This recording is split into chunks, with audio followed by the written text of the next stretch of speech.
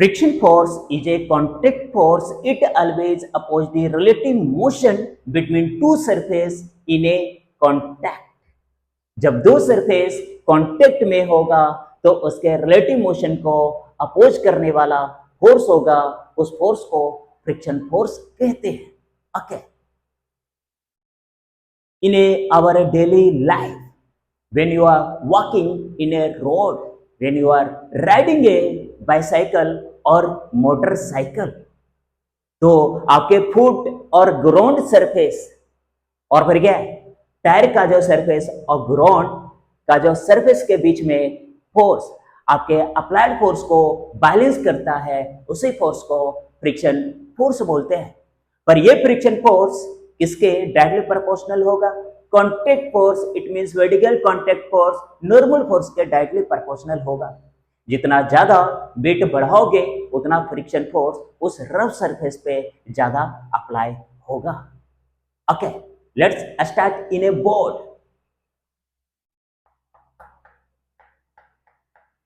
Friction force we are representing by Fr. It is a contact force. Contact force. It always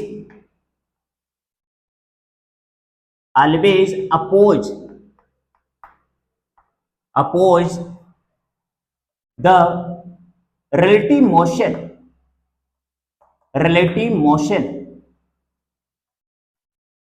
between two surface in contact.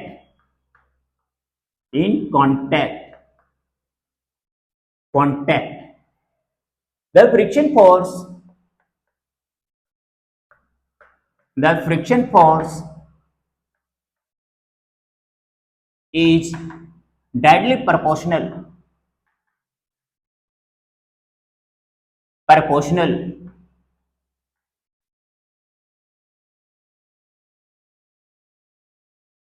to the normal force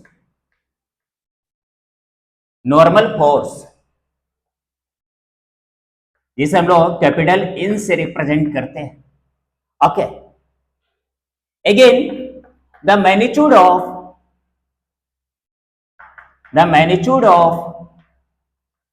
friction force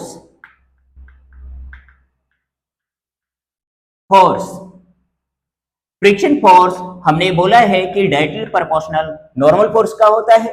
directly proportional हटेगा एक friction coefficient, it means constant quantity यहां पे आएगा जिसे हम लोग mu से represent करते हैं. वेयर करके चीजों को एक्सप्रेस करो. Where mu is the friction coefficient and n is the normal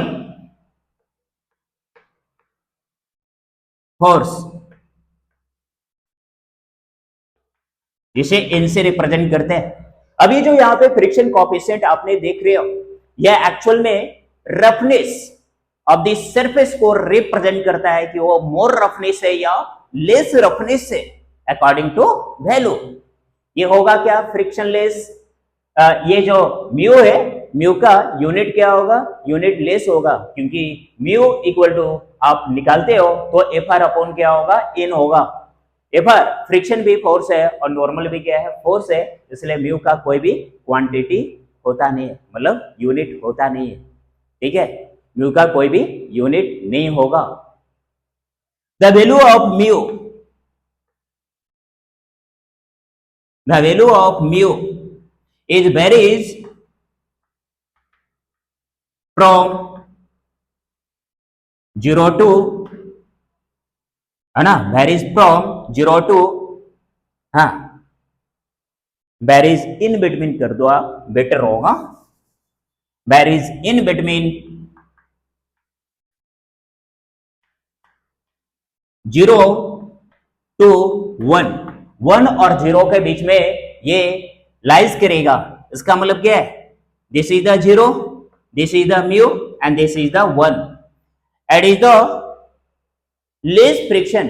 it means जब आप जीरो के बराबर करोगे तो फ्रिक्शन लेस हो जाता है ना, वहां तो फ्रिक्शन जीरो हो जाएगा, म्यू का वैल्यू जीरो रखोगे तो।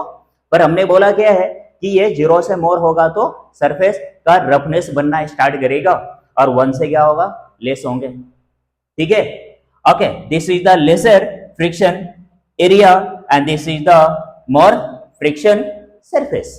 Okay, this is the less friction surface, this is the more friction surface. ये हो गए, हटा दूं मैं? तो अगर आपने किसी भी रफ सरफेस पे किसी भी पार्टिकल को मूव करवाते हो तो फिर क्या करेगा, इसके जो मोशन आगे जाने का है उसके मोशन को अपोज करेगा अपोजिट डायरेक्शन में, उसी को हम लोग क्या बोलते हैं, फ्रिक्शन फोर्स बोलते हैं। पर ये कॉन्टेक्ट सरफेस के अपोजिट एक्ट करता है, अगर वो आगे की ओर मूव कर रहा है तो फ्रिक्शन फोर्स इसके जस्ट अपोजिट डायरेक्शन में अपोज करेगा एक्ट करके। अब देखो साथ ही साथ हमने यहाँ पे नॉर्मल वाले केस को लाया है कि अगर नॉर्मल फोर्स ज्यादा होगा, ये नॉर्मल फोर्स होता क्या है, जैसे हमने एक ब्लॉक लिया है, ये ब्लॉक का मास m दे रखा है, तो ये ब्लॉक पे जो सरफेस फोर्स एक्ट करवाएगा उसे नॉर्मल फोर्स बोलते हैं, और ये जो ब्लॉक है इस सरफेस पे फोर्स अप्लाइड करेगा, इसे हम लोग वेट फोर्स बोलते हैं। तो वेट फोर्स ये ब्लॉक लगा रहा है इस सरफेस पे और सरफेस इस ब्लॉक पे नॉर्मल फोर्स अप्लाई कर रहा है। तो अब देखो यहाँ पे कोई एक्सेलरेशन वर्टिकल डायरेक्शन में नहीं हो रहा है, तो नॉर्मल फोर्स किसको बैलेंस करेगा, वेट फोर्स को। तो नॉर्मल फोर्स इक्वल टू क्या हो गया, वेट फोर्स। सिंपल एग्जांपल में मैं लेकर बताता हूँ कि आपने बहुत बार ऑब्जर्व करा होगा, कोई हाईवे पे ट्रक जा रहा है, एक ट्रक क्या है, खाली पड़ा है ना, उसका डल्ला पूरा खाली है, और एक ट्रक पूरा लोडेड है, और दोनों जो है वो सेम है ना पावर अप्लाई कर रहा है। जो लोडेड है वो चलेगा करके धीरे धीरे चल रहे हैं, पर जो एम्प्टी डल्ला वाला जो ट्रक है वो फास्टली क्या करेगा, मूव करते हुए आगे बढ़ेगा। क्यों? क्योंकि उसके जो टायर और रोड का जो सरफेस के बीच में फ्रिक्शन फोर्स का इंपैक्ट है वो खाली वाले जो एम्प्टी वाले ट्रक है उसमें कम है, इसलिए वो फास्टली मूव कर रहा है, और जो लोडेड है उसके नॉर्मल फोर्स का मैग्नीट्यूड मोर होता है, मोर है, इसलिए क्या हो गया, यहाँ पे फ्रिक्शन फोर्स बहुत ज्यादा लग रहा है और उसके रिलेटिव मोशन को अपोज कर रहा है, इसलिए वो स्लोली स्लोली मूव कर रहा है। ठीक है, ये हो गया। अगेन कुछ एग्जांपल लेकर मैं आपको समझाता हूँ फ्रिक्शन फोर्स, उसके बाद फिर हम लोग बढ़ेंगे types of the friction force में।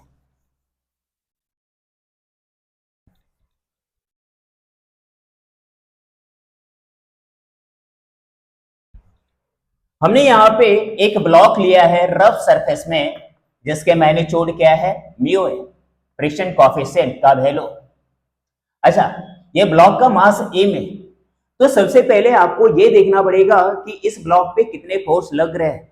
3 फोर्स लग रहे हैं। एक तो सरफेस नॉर्मल फोर्स ऊपर की ओर लगाएगा, ब्लॉक जो है इस पे वेट फोर्स वर्टिकली डाउनवर्ड लगाएगा।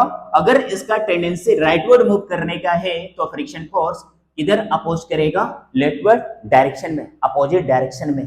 ठीक है, डायरेक्शन की तो बात करेंगे ना, because both are the vector quantity and vector quantity having both magnitude as well as direction. ये हो गए। तो देखो यहाँ पे एफबीडी अगर आप निकालते हो, free body diagram of this block का, एफबीडी ऑफ ब्लॉक